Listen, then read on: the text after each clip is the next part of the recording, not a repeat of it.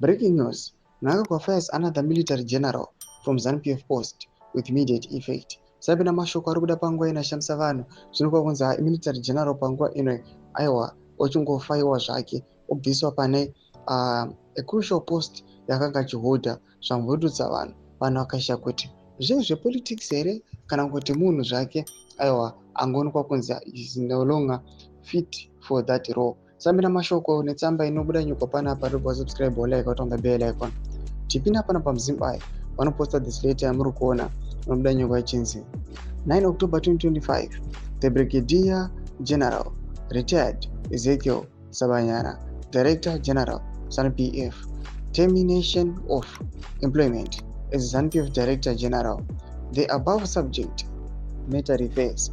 I hereby inform you that His Excellency the President and First Secretary of the ruling party is directed that your position as the ZANU-PF Director General be terminated immediately.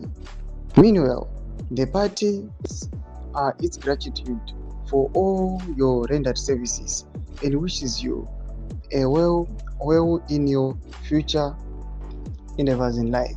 Accordingly, the Treasurer General will compute your terminal benefits.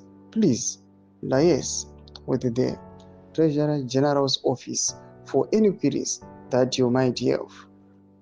Guided accordingly. Yours faithful Secretary General Honorable Comrade Advocate Mutenda. Ndozamba yapiwa aiwa general wamuri kuona vafaiwa. Mashoko ari kushamisa vanhu panguva ine vachiona kuti the ruling party ZANU-PF aiwa hazvisina kumira zvakanaka. Tsamba dziri kuita kusekuleta majenerali mamwe ari kutsakatika.